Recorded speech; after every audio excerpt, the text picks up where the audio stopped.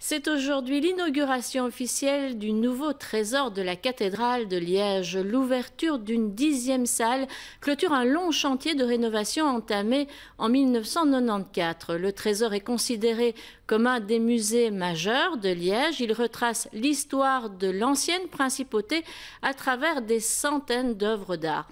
Nous rejoignons sur place à l'occasion de cette inauguration Éric Hortemans et Jean-Luc Wlodarczyk.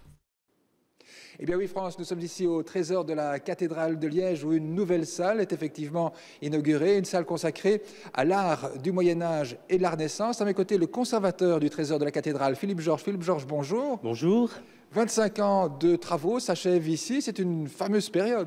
Oui, 25 ans de rénovation, d'extension du trésor. Nous avons commencé en 1994 avec l'aménagement du rez-de-chaussée de l'aile le long de la rue Bonnefortune. Nous avons redéployé nos collections et puis les étages, le premier, le deuxième étage toujours le long de la rue Bonnefortune. L'aile ouest en 2003, l'aile est avec Saint-Lambert qui termine l'achèvement de cette aile ouest. Et puis cette aile dans laquelle nous sommes aujourd'hui qui vient compléter l'ensemble et pour faire un vrai parcours d'art et d'histoire de la principauté de Liège. Ce chantier a été terminé en 2016. Pourquoi avoir attendu 2 ans pour l'inaugurer et le présenter au public ? Je souhaitais vraiment réorganiser l'ensemble des collections. Le trésor n'a jamais été fermé pendant ces travaux, mais il fallait réorganiser les réserves du trésor, à savoir les textiles. Nous avons une collection très importante de textiles de haute époque, du haut Moyen-Âge, les ornements liturgiques, les estampes. Nous avons des dizaines de milliers d'estampes qui nécessitaient un local particulier. Et enfin, l'orfèvrerie, le point fort du trésor, pour laquelle nous avons maintenant un laboratoire de restauration de l'orfèvrerie et d'entretien de celle-ci. La scénographie a été revue aussi. Ah oui, il fallait ces 2 ans pour que la scénographie puisse être faite en interne avec toute notre équipe du Trésor et tous nos bénévoles. Voilà, France, ce qu'on pouvait dire pour cette inauguration. Je vous propose maintenant une visite rapide du Trésor et de quelques-uns des points forts, des pièces maîtresses de ce Trésor de la cathédrale de Liège. La nouvelle salle du Trésor est la 10e de ce musée. Nous sommes dans les anciens greniers de l'aile est du cloître de la cathédrale. Sur le mur principal, une collection de Christ en croix, un thème qui traverse l'Armozan. C'est une collection de Christ qui s'étend du XIIIe au XVIe siècle et qui présente l'évolution du Christ à travers les âges avec comme pierre angulaire le Christ de Saint-Gilles qui est daté de peu après 1230 et qui vient tout justement d'être restauré dans le cadre de l'inauguration du Trésor. Dans cette salle, toujours, est également présentée une pièce qui évoque la mémoire d'un riche chanoine qui a fait réaliser ce qui est devenu une des pièces maîtresses de ce trésor, la Vierge aux papillons.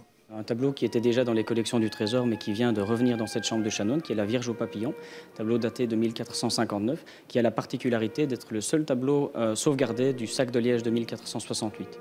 Et entre son pouce et son index, la Vierge tient un papillon qui est le symbole de la résurrection et qui est présenté ici à côté du chanoine pour lequel le tableau a été peint. Dans une salle voisine, le reliquaire de Charles le Téméraire, où il s'est fait représenter, un don qu'il a fait à la cathédrale de Liège après avoir mis à sac la ville en 1468.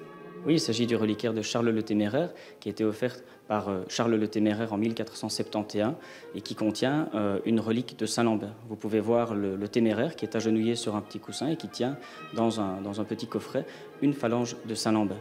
Alors cette œuvre est une des œuvres préférées des visiteurs qui généralement viennent avec un livre, un guide touristique et qui montrent la photo du Téméraire en demandant « nous voulons voir cette œuvre impérativement » et qui souvent ne sortent pas sans l'avoir vue.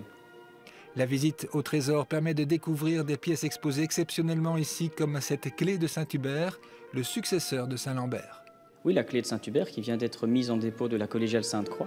Et c'est une clé qui date du XIIe siècle et qui contient un fragment de chaîne de Saint-Pierre, fragment qui aurait été ramené par l'évêque Hubert, le successeur de Lambert, lors d'un pèlerinage à Rome. Et ce fragment lui aurait été confié par le pape en personne. Le Trésor avait ouvert ses œuvres au public en 1990 avant d'entamer sa campagne d'agrandissement, d'aménagement des salles et de restauration de ses œuvres d'art. Le Trésor compte, chaque année, près de 7000 visiteurs.